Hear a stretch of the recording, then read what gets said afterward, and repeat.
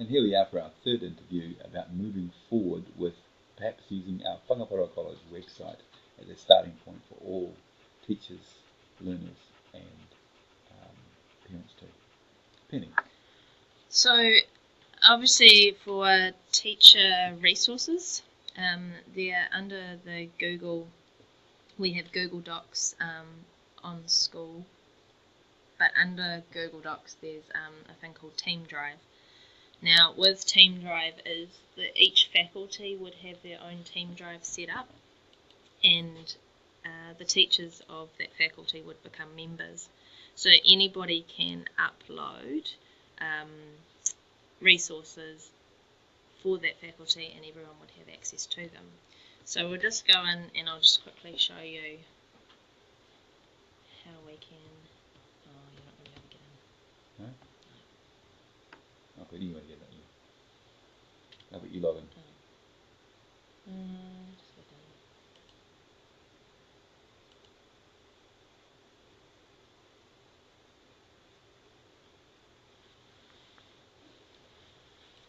Okay, we're actually logging in as you now, so it's probably better off that way. Okay, so with Team Drive is under your Google Docs, there's a place called Team Drives. So you set up your Team Drive for your faculty. So as you can see, we've got one for ICT here. I'll just go into it. And I have 5 members. So I add members of my team, or if there's somebody else, an admin that would need access to this file, I can add them. It doesn't matter if I leave the school or somebody else leaves the school, the resources that are uploaded to Team Drive stay in Team Drive as long as there's one member. Previously with Google Docs, when you share a document, if a staff member leaves, they own that document and that document cannot be seen. So that's why we're going with the Team Drive. Now with Team Drive, I have folders in here. So if I go into the folders, school interviews, I then have my instructions on how to set up learner-led conferences or school interviews. Right. If I am away at any time when school interviews need to be run, anyone that has access to this Team Drive, to the ICT Drive, can then go into that folder and they can follow the instructions and do that part of the job. So with teacher resources, as everybody puts their resources in the Team Drive, you can subfolder it. It could be one folder's physics, one's chemistry, one's biology, and within that you can have subfolders. You can upload your resources to it, and then anyone in your faculty, as long as they're a member, can access those resources at any time, and also because it's cloud-based, they can access it anywhere. So would the platforms they use like Google Classroom, Hapara and what's the other one, Education Perfect, would that somehow be fitted onto the Team Drive too? No, well the Team Drive would be for teacher resources only. So when you start to do Google Classroom and Hapara, that's sort of heading out towards more the learners. So we actually have OneNote now. We have OneNote. The thing with OneNote is that some faculties are using OneNote, and that's fine. But we've got that falls under the Microsoft Office 365 category. Now, as a school, we don't dictate that everyone must use a certain platform. We're quite open, which has its pros and cons. So we have Google Docs and Microsoft Office 365 available, but we support Google Docs more than Office 365. And also we've found that people try to upload Microsoft stuff into Google and it clashes and it doesn't like it. So that's where we're sort of pushing more the Team Drive would take over our current T Drive. Yes. And then it's accessible. So if our T Drive is pretty much squeezed out and we go into our Team Drive, which is on the cloud, that means our staff have all of their resources pretty much in the cloud. Yes. And we're dependent on that. Yes. And our learners' work would also be on the cloud. How will the learners have access to their work from our Whangaparo website? Well, depending on the teacher as to whether or not they do Google Classroom or Hapara, they access it the same way. So they log in through our website. So I'll just click on that.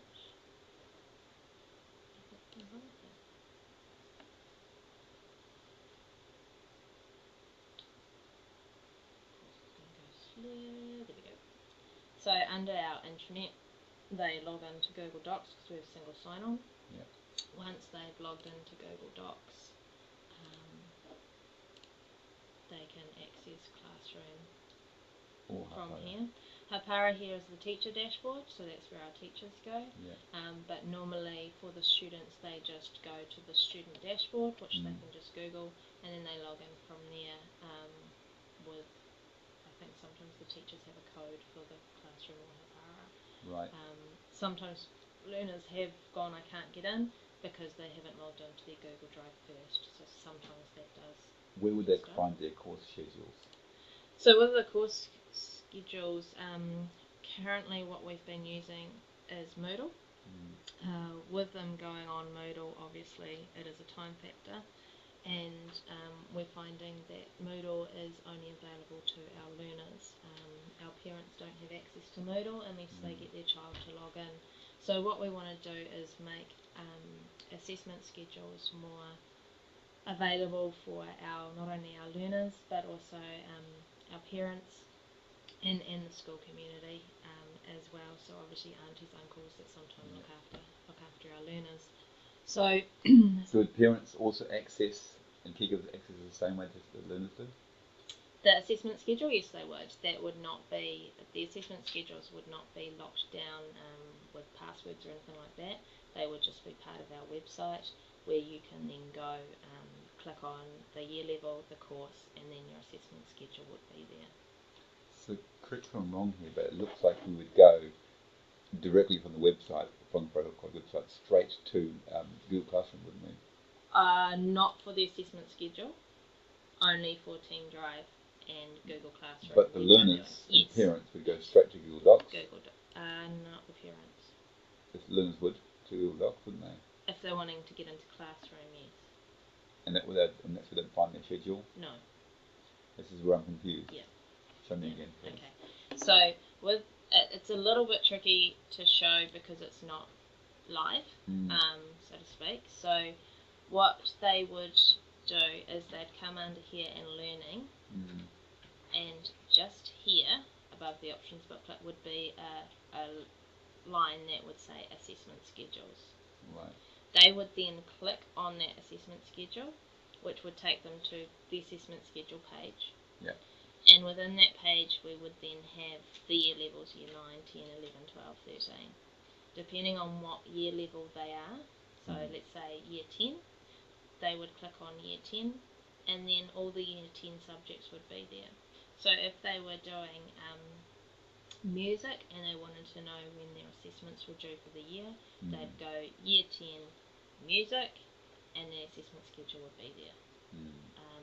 So if the parents wanted to check what little Jimmy had, saying that he didn't have any assessments for PE or outdoor ed, they can then go on to year 12 outdoor ed and then see the assessment schedule.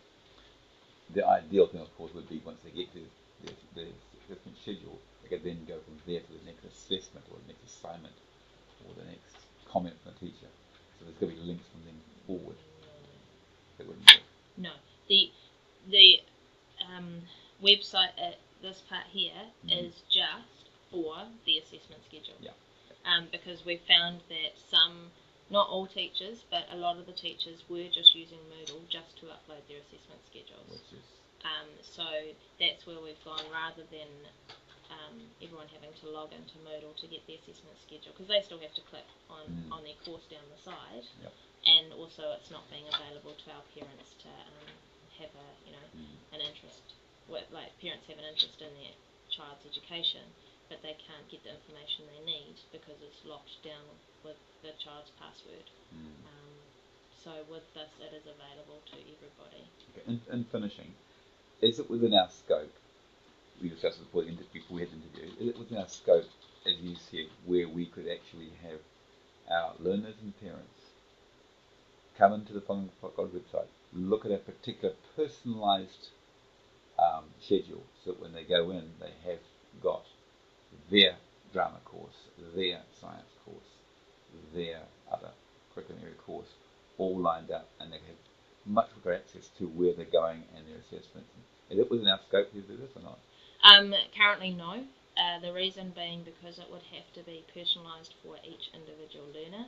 It would take a lot of exporting from KMAR, the timetables, and also then knowing which learner had each schedule. For us to do that, you'd probably also need a password to be able to get into it. And also with it coming through on our Whangaparaoa College website, it would be a customisation, and we'd probably be looking at quite a few thousands of dollars for that website to have that capability. So at this stage, we're just looking at assessment schedule being available there. I am aware that something like Moodle could do that, and Moodle has upgraded itself since 2016. Would we consider in the future going back to Moodle? Is that a possibility? Never say never. But at this stage, we wouldn't look at going back to Moodle in the near future. Like I say, we haven't abandoned it totally. It will still be sitting there. We're just not paying for support, which means we don't get the latest updates or anything like that, which we haven't, I think, had for a while anyway. So at this stage, it's not totally off the table, but I think with the different technology that's coming out with Classroom, Hapara, Google, that seems to be the way that quite a few schools are going now. I know that some of the schools in our Cole are doing that, where they're more Google-based schools. So I don't think that we would pick Moodle up in the near future to take it back on board. I see you have solutions, Penny, to where we're going with this. You have an insight to what we could do next year. You have a pathway leading into it, and I can see that we're moving forward. Thank you for the time you've given for the interview, and I wish you well for the plan for 2018.